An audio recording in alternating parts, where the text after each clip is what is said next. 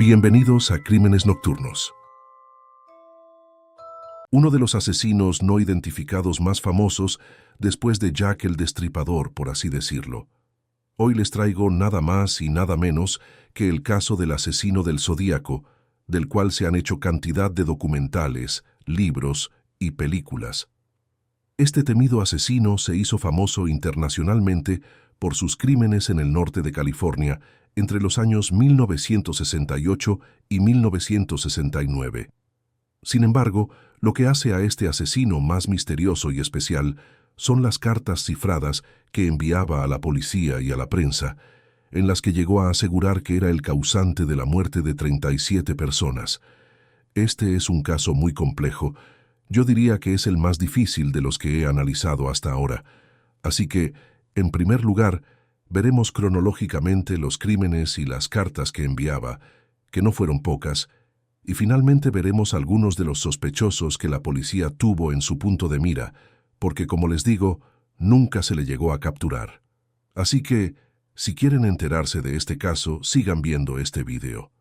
Pero antes de empezar, si les gusta este tipo de contenido de casos de crímenes reales, los invito a que se suscriban aquí abajito y que le den a la campanita en la opción de todas, para que YouTube siempre les notifique cuando subo un vídeo.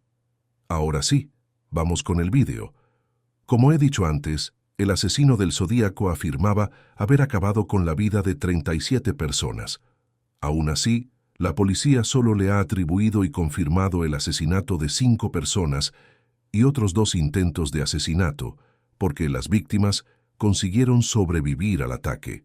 Aún con todo esto, las investigaciones policiales apuntaron también a la vinculación de Zodiac con otros crímenes, pero nunca se pudo confirmar.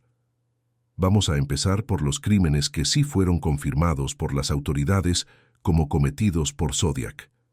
La primera aparición de este criminal fue el 20 de diciembre de 1968, cuando David Arthur Faraday, de 17 años, y Betty Lou Jensen, de 16, tenían esa noche su primera cita romántica. Los dos eran de Venecia, una ciudad de California bastante tranquila. El día de su cita, asistieron al concierto de Navidad que se celebraba en su instituto, un evento bastante común en Estados Unidos. Después, cenaron juntos en un restaurante y luego cogieron el coche para dirigirse a un desvío de la carretera Lago Germán, situado en Vallejo, que es la ciudad que hay al lado de Venecia, de donde eran estos chicos.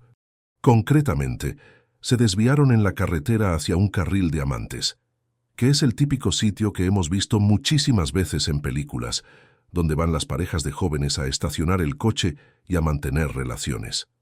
Si estás disfrutando del video, únete a nuestra comunidad. Suscríbete, comparte, dale like y comenta. Tu apoyo significa mucho para nosotros y nos ayuda a seguir creando contenido emocionante. Gracias por ser parte de Crímenes Nocturnos. Según el informe policial, se cree que el asesino estacionó cerca de los jóvenes, disparó al aire para hacerlos salir del coche y luego les disparó. Se encontraron casquillos y balas de una pistola semiautomática calibre 22. David fue el primero en ser disparado en la cabeza, detrás de la oreja. Betty intentó huir, pero recibió 5 disparos en la espalda. Una testigo que pasaba en coche vio los cuerpos y alertó a la policía, que quedó impactada al llegar a la escena. Betty Jensen yacía en el suelo a 9 metros del vehículo, sin vida y con mucha sangre a su alrededor. Por otro lado, David Faraday estaba junto al coche, inconsciente y malherido, pero aún seguía respirando. Al final, la policía no pudo sacar información adicional, porque David Faraday murió en el camino al hospital. Por lo tanto, en ninguno de los dos pudo ser interrogado y no había testigos oculares del crimen. El siguiente crimen fue cometido el 4 de julio de 1969 en Vallejo, la ciudad que, como he dicho, se encuentra justo al lado de Venecia y que están conectadas por la carretera del Lago Germán, la carretera donde ocurrió este primer crimen que os he contado antes. Darlene tenía 22 años, estaba casada y tenía una hija. Ese día era festivo en EU, puesto que era el 4 de julio. Con un amigo después de trabajar, así al salir del restaurante donde trabajaba como camarera, pudo recoger a su amigo Michael, de 19 años, según dijo posteriormente el propio Michael. Ambos quedaron para hacer manitas y besarse, pero un coche les empezó a perseguir, a lo que ellos intentaron despistar a ese coche y al final acabaron en Blue Road Springs, que, al igual que en el primer caso, también era una zona donde iban los jóvenes a tener relaciones. Darlene y Michael pensaron que habían despistado al coche que les estaba persiguiendo, pero para su desgracia no fue así. Mientras los jóvenes estaban en el coche, otro vehículo estacionó justo al lado de ellos, y Michael, preocupado, le preguntó a Darlene si sabía quién era la persona, quién era el hombre que iba dentro de ese coche, y ella le dijo que no se preocupara, que simplemente era un amigo que estaba celoso. Ese coche se fue de la zona, pero a los 10 minutos regresó y estacionó justo detrás del vehículo de Darlene y Michael. El asesino apagó las luces del coche y se bajó con una linterna de alta potencia, alumbra directamente hacia la pareja. En ese momento, Michael no pensó que podía tratarse del mismo coche que antes, y por la linterna pensó que se trataba de la policía. Así que bajó la ventanilla y empezó a buscar su identificación, y el asesino, sin mediar palabra, le comenzó a disparar. Darlene no murió en el acto, y cuando llegó la policía, aún respiraba, pero estaba agonizando y acabó falleciendo en el hospital. Por otro lado, Michael fue alcanzado por 5 disparos en la cara y en las piernas, pero aún con todo esto, logró sobrevivir.